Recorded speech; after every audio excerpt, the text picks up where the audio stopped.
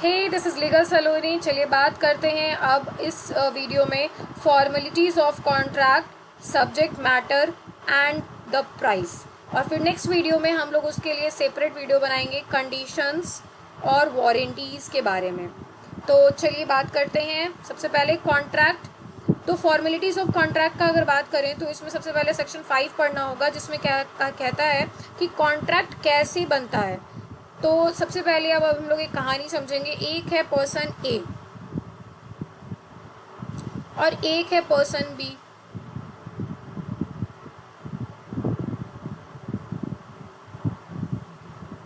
अब ये जो पर्सन ए है वो लैपटॉप या कोई भी मान लीजिए सामान बेचने के लिए बात करता है बी से कि क्या तुम ये सामान लोगे। चलिए लैपटॉप पे ही आते हैं। लैपटॉप लेने के लिए ये लोग बात कर चुके हैं कि हाँ हम लैपटॉप तुमको देना चाहते हैं या लैपटॉप खरीदोगे। ये एक ऑफ़र जो है वो दिया जा चुका है। तो लैपटॉप खरीदने का बात कौन कर गया है? यह हमारा सेलर भाई साहब बन गए। जो बात करना चाह रहा है, जो सामान बेचना चाह रहा है, वो हो गया सेलर। और ये जो हमारे बी साहब हैं यानी कि बायर हैं, अब ये खरीदेंगे तो ये हो जाएंगे बायर। लेकिन अभी क्या माना, तो ये ऑफ़र दिया गया है इसके द्वारा, इसने दे दिया ऑफ़र। और ये जो हमारे बायर भाई साहब हैं, इन्होंने क्या कहा कि हाँ हाँ मुझे एक्सेप्टेड है, मुझे ये चाहिए। क्या चाहिए मुझे? तो मुझे ये लैपटॉप चाहिए, तो मैं इसके बदले आपको कुछ इतने पैसे जो हैं वो दे दूँगा और ये आपको मैं प्राइस दूँगा। और यहाँ पे क्या हो गया, इन्होंने इनका ऑफ़र एक्सेप्ट कर लिया, ऑफ़र का एक्सेप्टेंस हो गया।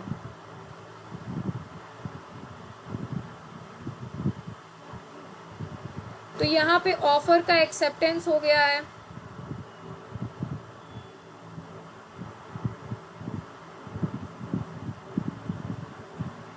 ऑफ़र इन्होंने दिया, इन्होंने एक्सेप्टेंस कर लिया, लैपटॉप खरीदने का बात चल रहा है। ये हो गए सेलर और ये हो गया बायर।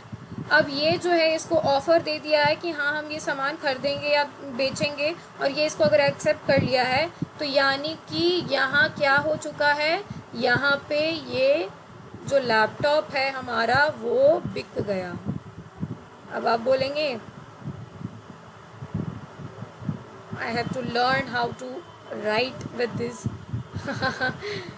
सो ए और बी जो है ये आपस में जो ये एक्सेप्टेंस और ऑफ़र का खेल खेल चुका है, ये अपने आप में क्या बना दिया है, सेल बना दिया है। अब सेल बन चुका है यानी कि अब यहाँ पैसा ना दिया गया है, ना ही ये लैपटॉप इसे डिलीवर किया गया है, लेकिन ये सेल हो गया। यानी कि बहुत आश्चर्य का बात है ना। यानी कि अगर हम लोग गए और आलू खरीदने का बात किए और वो आलू बेचने के लिए राज़ी हो गया, तो यानी कि वो सेल हो गया। लेकिन अभी हम ना आलू घर लेके आए हैं और ना ही उसको पैसा दिए हैं, तो यहाँ सेल फिर भी हो गया है। सेल होने के लिए दो चीज़ें बहुत ज़रूरी हैं। पहला क्या कि बायर या सेलर में से कोई भी ऑफ़र देगा सामान खरीदने के लिए या बेचने के लिए, और दूसरा कि ये ऑफ़र का एक्सेप्टेंस होना चाहिए। यही दो चीज़ें क्या बना देती हैं, सेल को, sale of contract of sale बना देती हैं। ये कॉन्ट्रैक्ट हो चुका है।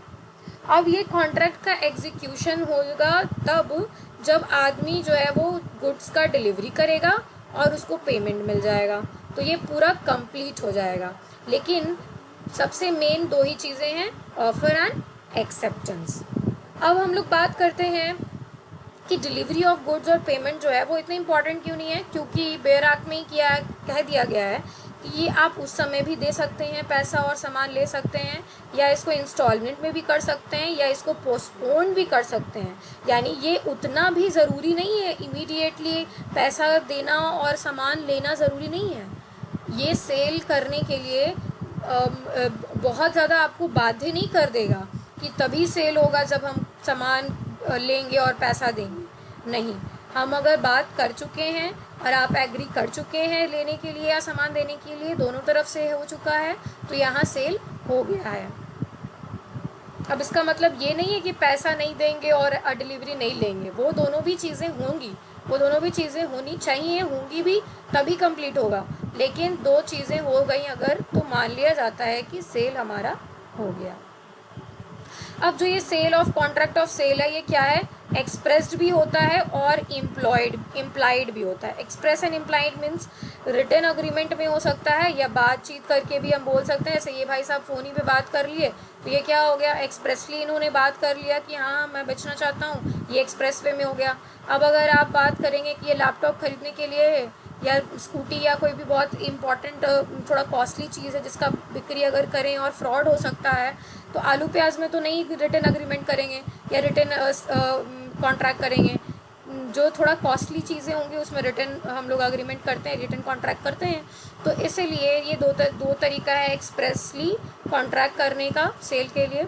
और दूसरा तरीका है कंडक्ट, यानी कि अगर हम गए और किसी का सामान खरीदने के लिए वहाँ पे बात चल रहा हो और वहाँ पे हम बातचीत में हामी भर दिए, और या फिर किसी भी तरीके से हमारे बिहेवियर से ये लगता है कि हाँ हम लोग ये सामान खरीदने जा रहे हैं, खरीद रहे हैं, तो ये सब तरीका भी क्या होता है, कंडक्ट के थ्रू भी हम लोग क्या कर सकते हैं, कॉन्ट्रैक्ट ऑफ सेल कर सकते हैं। यानी हमारे एक्शंस के भी थ्रू हम लोग बिना बोले डायरेक्टली भी सेल कर सकते हैं। Now we are going to discuss subject matter of contract.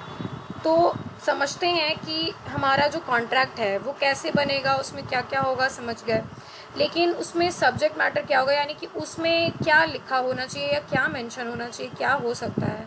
तो सबसे पहले सेक्शन 6 बात करता है कि गुड्स का।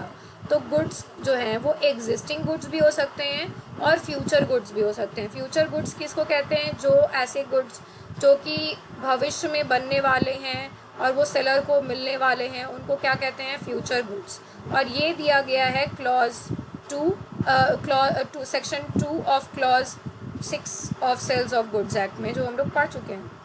तो ये बताता है फ्यूचर गुड्स के बारे में। अब एग्जिस्टिंग गुड्स क्या है, तो भाई जो अब एग्जिस्ट कर रहा है, जो प्रेजेंट में है मेरे पास सामान, उसको एग्जिस्टिंग गुड कहेंगे। अब एग्जिस्टिंग गुड जो है वो ओन्ड भी होता है, यानी भले मेरे पास नहीं है बट उसी के मालिक हैं, या फिर हम उसके मालिक भी हैं और मेरे पास भी है, वो मेरे पोजेशन में भी है, तो वो क्या होगा, एग्जिस्टिंग गुड कहलाएगा। और जो हमारा कॉन्ट्रैक्ट है उसमें हम लोग इन दोनों ही गुड्स को बेचने का काम कर सकते हैं। कॉन्ट्रैक्ट ऑफ सेल जो है वो हमेशा डिपेंड होता है, हमेशा नहीं, वो डिपेंड हो सकता है फ्यूचर इवेंट्स पे। ऐसा नहीं है कि अगर हम लोग कोई कॉन्ट्रैक्ट कर रहे हैं फ्यूचर इवेंट पे वो डिपेंड हो रहा है तो वैसा कॉन्ट्रैक्ट ऑफ सेल नहीं होगा, ऐसा कुछ भी नहीं है।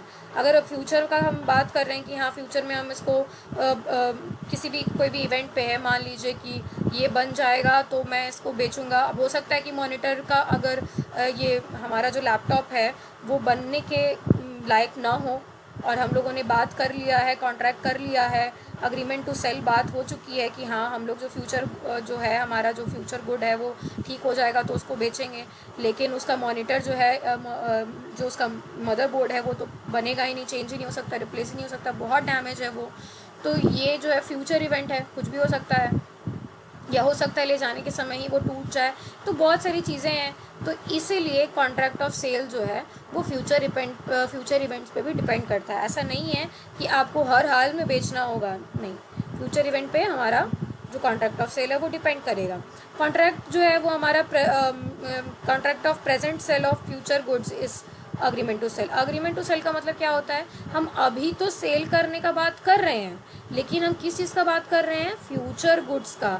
तो वो ऐसा भी कॉन्ट्रैक्ट क्या हो जाएगा, अग्रीमेंट टू सेल हो जाएगा। अब आप बोलेंगे कि मैम हम लोग तो अग्रीमेंट टू सेल पढ़ चुके हैं तो फिर ये अग्रीमेंट टू सेल क्यों आ रहा है, तो वहाँ पे अलग बात किया गया था, यहाँ पे फ्यूचर गुड्स का बात किया जा रहा है कि जब कोई कॉन्ट्रैक्ट हो रहा हो और उसमें फ्यूचर गुड्स को देने का बात किया जाए तो वो अग्रीमेंट टू सेल कहलाएगा।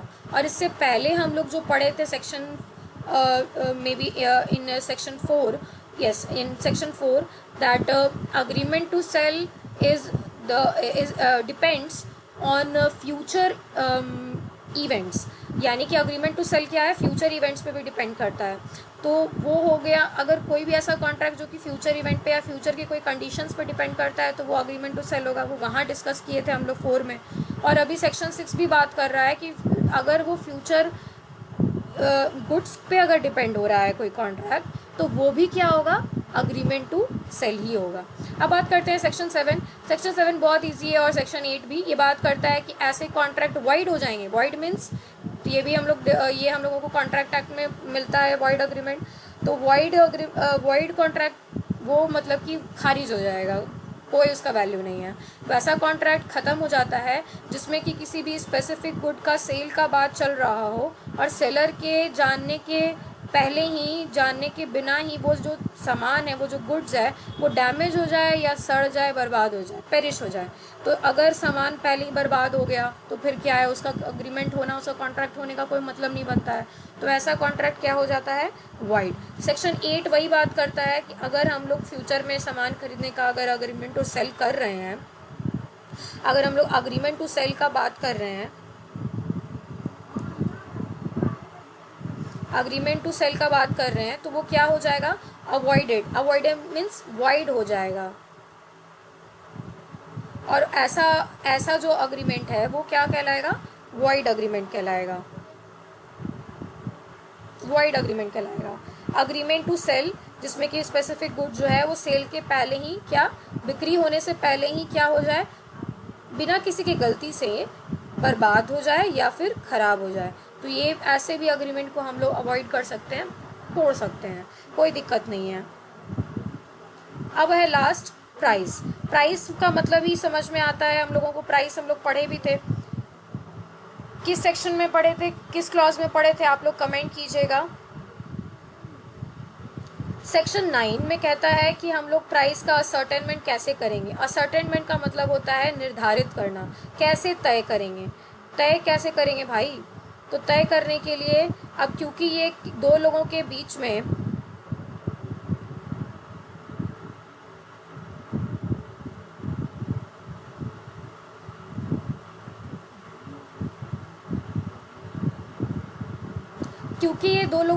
में हो रहा है तो वही दो लोग इसको फिक्स करेंगे। Even price is not determined then buyer shall pay reasonable price. शैल, यह बहुत ध्यान रखना है, कहाँ मे लिखा है, कहाँ शैल लिखा है।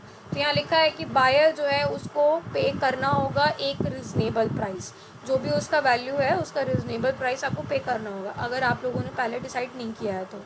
फिर है section 10 agreement to sell at valuation.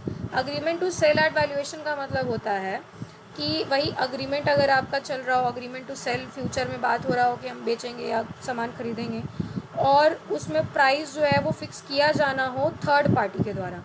वो दोनों पार्टी नहीं करके थर्ड पार्टी अगर प्राइस डिसाइड करने वाली हो और वो कर ही नहीं रही हो प्राइस का वैल्यूएशन, प्राइस को डिसाइड ही नहीं कर रही हो, तो वैसा अग्रीमेंट क्या हो जाएगा, avoided. Can be avoided means wide हो जाएगा। क्यों, क्योंकि आप अगर आपको रखा गया है थर्ड पार्टी को कि हाँ आप बताइएगा कि ये मेरा प्राइस क्या होगा, और आप कर ही नहीं रहे हैं, तो आप तो जानबूझ के उसका प्राइसिंग नहीं कर रहे हैं, दिक्कत आएगा सेलर को, तो वैसा अग्रीमेंट क्या हो जाएगा, वॉइड हो जाएगा।